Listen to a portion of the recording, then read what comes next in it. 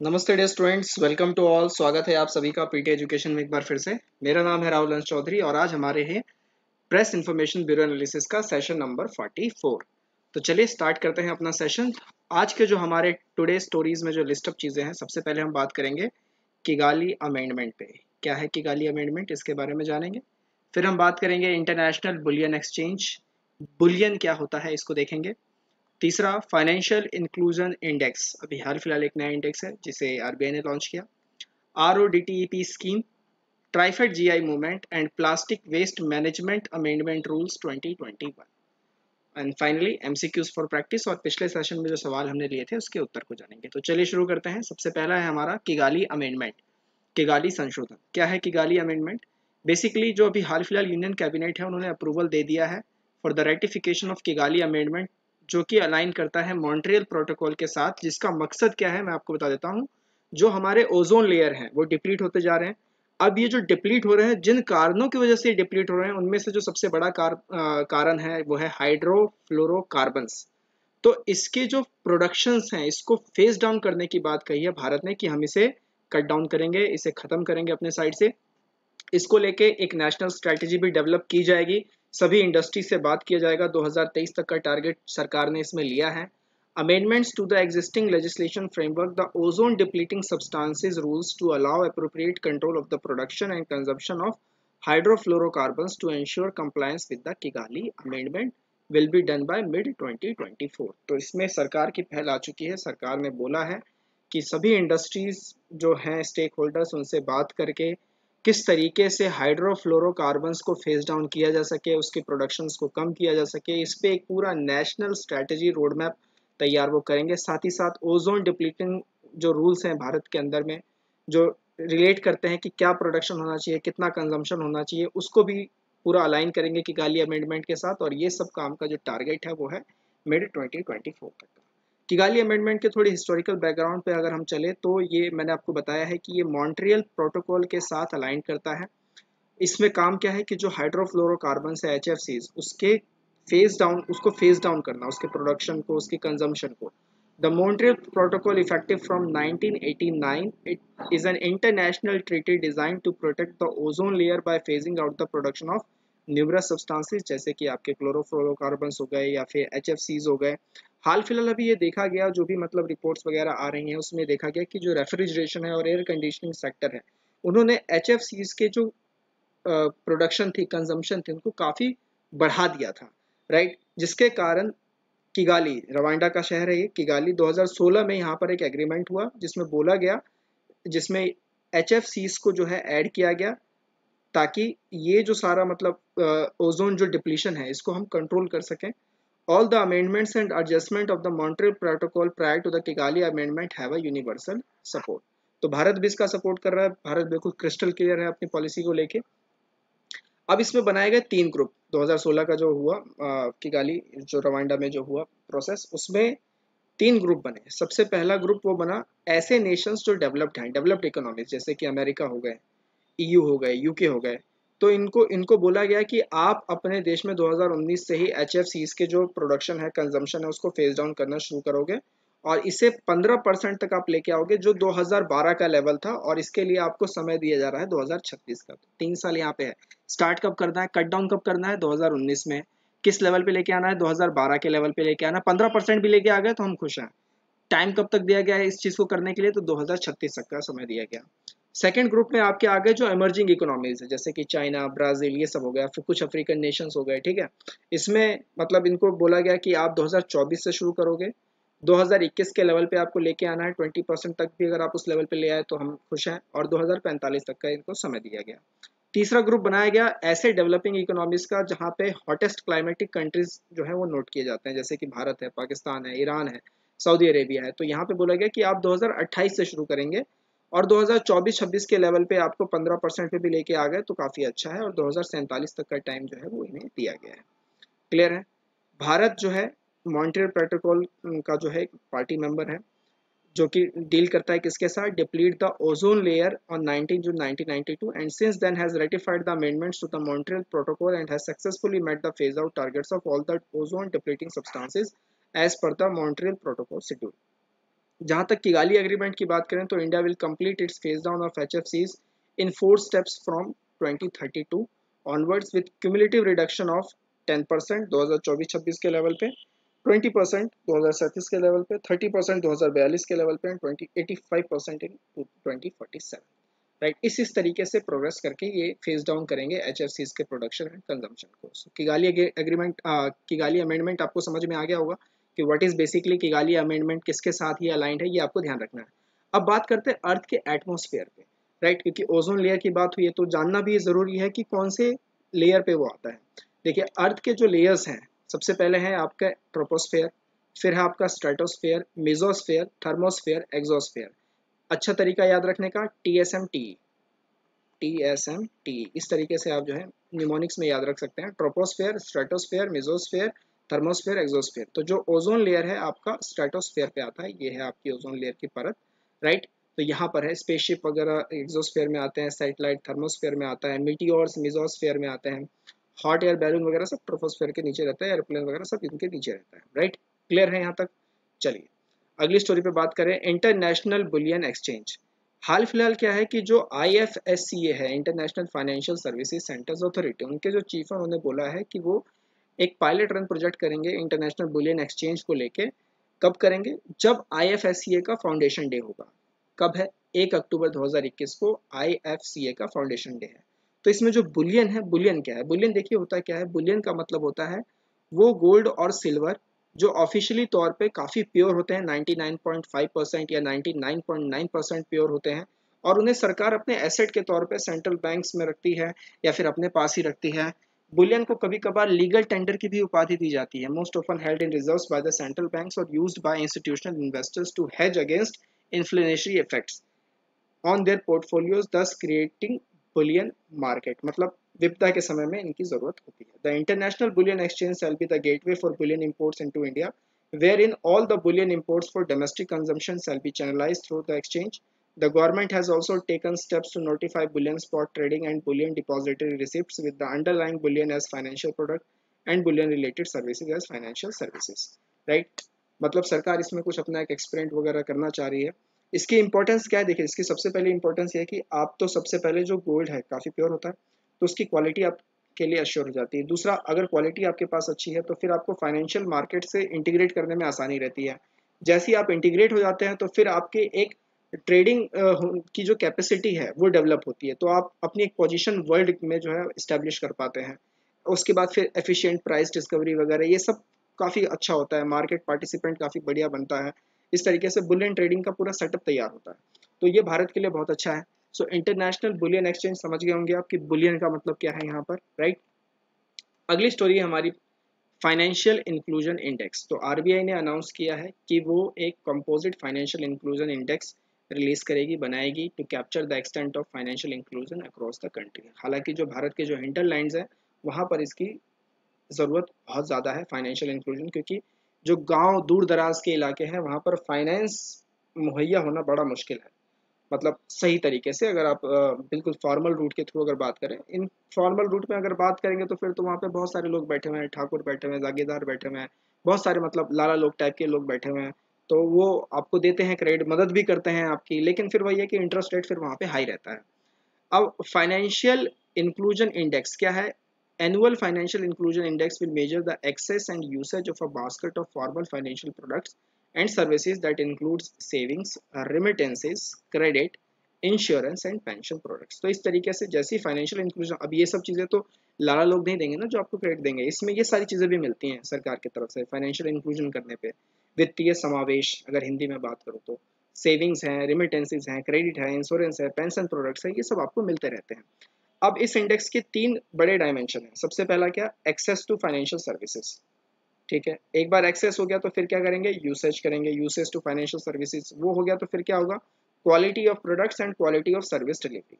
इन 3 parameter पे, इन 3 dimension पे इसकी जो है नींव रखी जा रही है। There are also the G20 financial inclusion indicators, it will be published in July every year by RBI. ये आपको ध्यान रखना है कि जो G20 का फाइनेंशियल इंक्लूजन इंडिकेटर्स है उसे आरबीआई ही पब्लिश करती है हर साल जुलाई में। इंपॉर्टेंस क्या है? Provide information on the level of financial inclusion, major financial services for use of internal policy making, It can be used directly as a composite measure in development indicators. It enables fulfillment of G20 financial inclusion indicators requirements. मतलब उसके साथ भी aligned है कहीं ना कहीं.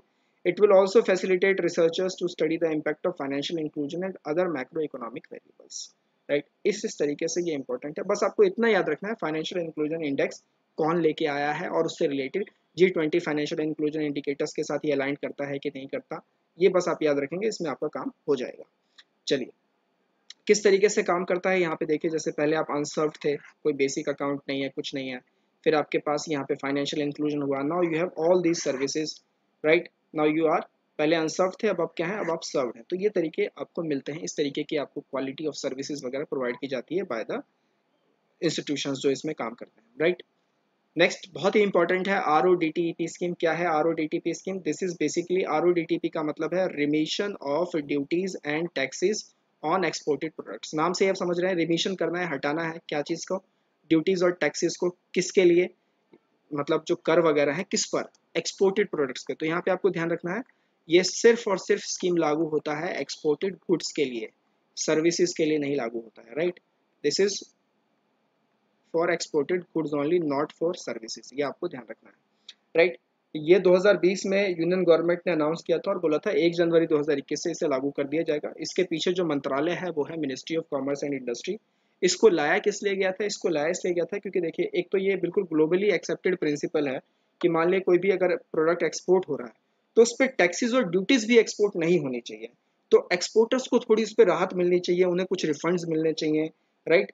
उस चीज़ के लिए इस स्कीम को लाया गया कि हम एक्सपोर्टर्स के एक्सपोर्ट को बढ़ाएंगे, उनको कुछ रिफंड देंगे, उनको बूस्ट करेंगे. क्योंकि भारत वैसे भी एक्सपोर्ट कम करता है, भारत एक कंज्यूमर नेशन है, इंपोर्ट हम ज़्यादा करते हैं, एक्सपोर्ट कम करते हैं. तो इस चीज़ को देखते हुए सरकार इस स्कीम को लेके आई कि हम एक्सपोर्ट्स पे ध्यान देंगे, एक्सपोर्ट्स को बढ़ाएंगे. अब इससे पहले कोई स्कीम थी क्या? बिल्कुल थी. दो तरीके की स्कीम थी. एक थी MEIS, merchandise export from India scheme, और दूसरा था rebate of state and central taxes levies, ROSCTM. दोनों को मर्ज करके RODTEP के अंदर में डाल दिया गया, राइट. इसमें क्या था, जैसे merchandise export from India scheme में क्या था कि इसमें इंसेंटिव्स दिए जाते थे एक्सपोर्टर्स को. अगर आप अच्छा काम कर रहे हैं, प्रमोट कर रहे हैं मैन्युफैक्चरिंग को, बूस्ट कर रहे हैं एक्सपोर्ट प्रोडक्ट्स को, तो फिर आपको कुछ इंसेंटिव दिया जाएगा.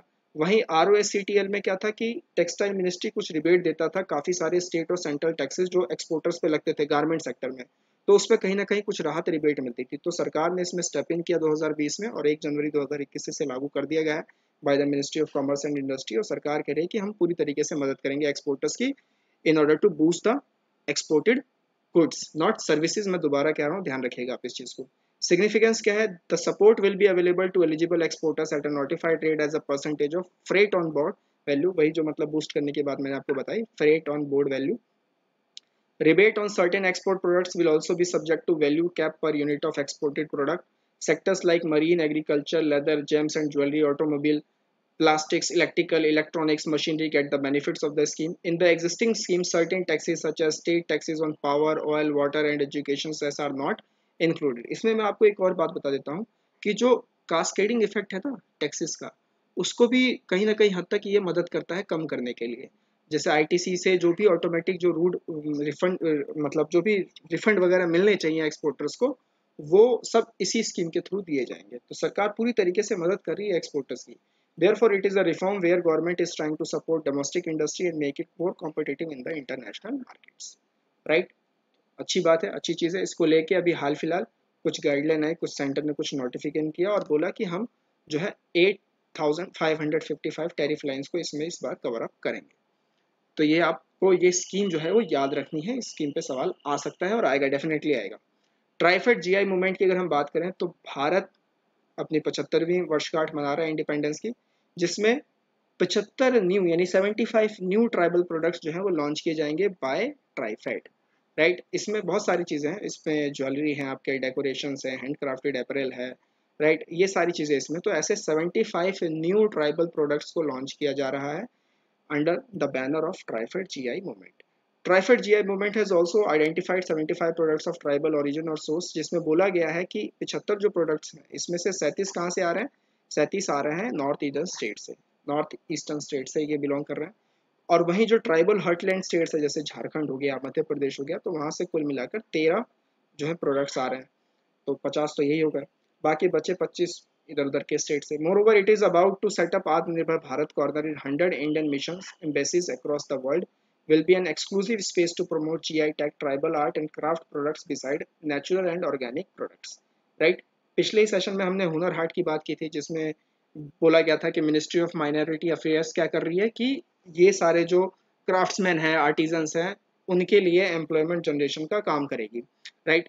तो ये सारा मतलब जो आप देख रहे हैं कि अब ट्राइबल मिनिस्ट्री का एक इनिशिएटिव आ गया, TRIFED GI movement. Basically TRIFED जो है वो ट्राइबल मिनिस्ट्री के अंडर में ही काम करती है।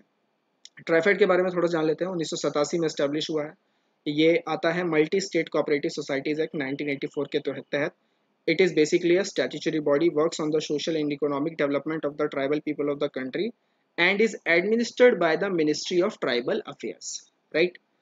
It has been registered as a national level cooperative body by the government of the country. It helps tribal people manufacture products for national and international markets on a sustainable basis and supports the formation of self-help groups and imparting training to them, or also encouraging the culture and heritage of the tribal people, right? ये चीज़ भी इसमें ये मदद करता है। Clear? चलिए अगली story पे चलते हैं, जो कि हमारी आज की आखिरी स्टोरी है, plastic waste management amendment rules 2021। तो MOEFCC ने हाल फिलहाल कुछ रूल्स जो है नोटिफाई किए हैं। बेसिकली 2019 में जो चौथा यूनाइटेड नेशन का एनवायरनमेंट असेंबली हुई थी, उसमें भारत ने एक रेजोल्यूशन दिया था कि they will now going to ban the single use plastic products, और इससे जो पॉल्यूशन हो रहा है इसे भी कम करने की कोशिश करेंगे। तो जो न्यू रूल्स आए उसमें ये बताया गया कि कोई भी सिंगल यूज प्लास्टिक आइटम्स अगर आप यूज़ कर रहे हैं तो वो प्रोहिबिट किया जाएगा, ये आपको नहीं करना है। और ये सब कब से लागू होगा? This will be going to apply by 2022। The manufacture, import, stocking, distribution, basically manufacturing आएगा यहाँ पर। The manufacturing, import, stocking, distribution, sale and use of single use plastic including polystyrene and expanded polystyrene commodities shall be prohibited with the effect of 1 जुलाई 2022। तो जुलाई 2022 से ये सारी चीज़ें जो है सिंगल यूज प्लास्टिक आइटम्स उसको बैन कर दिया जाएगा। साथ ही साथ जो भी हम प्लास्टिक कैरी बैग्स बनाते हैं उसकी जो थिकनेस है वो 50 माइक्रोन से इंक्रीज करके 75 माइक्रोन की जाएगी, ऐसा ये नया रूल आ रहा है। और ये कब तक होगा? ये 31 दिसंबर 2022 से होगा। करंट के जो 2016 के रूल्स के साथ अभी हम चल रहे हैं उसमें किसी भी तरीके की manufacturing, importing, stocking, distribution, sale and use of carry bags and plastic sheets less than 50 microns in the thickness in the country are prohibited. तो ये सारी चीज़ें प्रोहिबिटेड है। Plastic packaging waste shall be collected and managed in an environmentally sustainable way through the extended producer responsibility of the producer, importer and brand owner. For effective implementation of EPR, the guidelines for the same being brought out have been given legal force through Plastic Waste Management Amendment Rule 2021। इसको लेके central pollution control board भी है और साथ ही साथ state की कई सारी पॉल्यूशन बॉडीज भी हैं, वो सब इसको जो है मॉनिटर करेगी, देखेगी कहीं वॉलेशन तो नहीं हो रहा, अगर हो रहा है तो फिर हम उस पर पेनल्टीज जो है इम्पोज करेंगे। और ये सारा काम जो होगा वो EPA के तहत होगा, एनवायरमेंटल प्रोटेक्शन एक्ट 1986 के तहत ये सारा काम होगा। इसको देखते हुए जो स्टेट्स है कई सारे और कई सारे जो यूटीज हैं उन्होंने रिक्वेस्ट भी किया है कि आप इसके साथ साथ एक स्पेशल टास्क फोर्स भी बनाइए for the elimination of single-use plastics and effective implementation of the rules. A national level task force has also been constituted for the coordination efforts। तो ये कुछ रूल्स थे जो आपको ध्यान रखना है। अभी फिलहाल जो हमारे पास जो रूल चल रहे हैं प्लास्टिक वेस्ट मैनेजमेंट को लेकर, तो 2016 के रूल चल रहे हैं। अभी हाल फिलहाल ये नया रूल आया है 2021 का, तो ये आपको ध्यान रखना है। और क्या क्या इसमें टारगेट्स लिए गए हैं, क्या बात की जा रही है, तो एक ऊपर सतही जानकारी आपकी होनी चाहिए। बाकी डीप में तो खैर क्या ही जाए, लेकिन एक सतही जानकारी आपके पास होनी चाहिए कि ऐसा कुछ हुआ है। क्लियर है? एक बार सारे मैं आपको फिर से दिखा देता हूँ।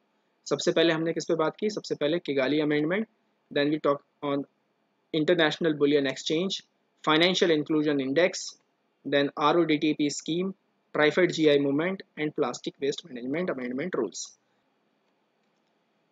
तो अब आइए देखते हैं पिछले सेशन में जो हमने क्वेश्चन लिया था उसका जवाब देने का समय आ गया है। सबसे पहले जो हमारा सवाल था, सोन चिरैया। क्या है सोन चिरैया? तो मैं यहाँ पे आपको यहाँ दे देता हूँ, this is first and this is second. तो Son Chiraiya, it is a marketing initiative launch by ministry of housing and urban affairs, this is completely true. It aims towards the women empowerment, this is also completely true, right. तो सोन चिरैया इस पे काम करती है। Self help groups हमने बात की थी, तो उसको बूस्ट करने के लिए था संवाद इनिशिएटिव, याद है आपको? So both are the statements are correct. Now the second question is which among the following countries is not a member of Fambosa. आप जानते हैं ये फैम्बोसा में मेंबर कौन कौन थे? मैंने आपको पढ़ाया हुआ था फैम्बोसा। फैम्बोसा में मेंबर हैं सार्क नेशंस और इसमें आते हैं आपके 8 नेशंस, राइट। तो म्यांमार इसका हिस्सा नहीं है, so the correct answer here is Myanmar. Operation blue freedom seen recently in the news, it is targeted towards the person with disabilities. और इस तरीके का ऑपरेशन किस मिनिस्ट्री ने लॉन्च किया है? Ministry of social justice and empowerment, उन्होंने इसको लॉन्च किया। तो ये आपको ध्यान रखना है। आज के 3 सवाल आपके लिए लाइंड अप है विद रेफरेंस टू संवाद इनिशिएटिव। 2 स्टेटमेंट है आपके पास, आराम से पढ़िएगा और अपने आंसर को लॉक कीजिएगा किसमें सही जवाब क्या होना चाहिए। वीडियो को पॉज कीजिए, आराम से पढ़िए। दूसरा, consider the following statement regarding Indigo. Indigo पे भी हमने बात की थी, तो 3 स्टेटमेंट आपके लिए यहाँ पे लगा दिए गए हैं, पढ़िए आराम से। वीडियो को पॉज कीजिए और अपना आंसर कमेंट थ्रेड में जरूर पोस्ट कीजिए दोस्तों। तीसरा है हमारे पास ग्रेटर एडजेंटेंट स्टॉक्स, गरुड़, ये Indian wild life protection act के किस शेड्यूल में लिस्टेड है? 1, 2, 3, 4 किस में लिस्टेड है ये बताइए। तो 3 सवाल आज के लिए हमने आपके लिए लाइंड अप कर दिए हैं। हम इसी तरीके से अगले सेशन में मिलेंगे। टिल देन टेक केयर, नमस्ते, जय हिंद।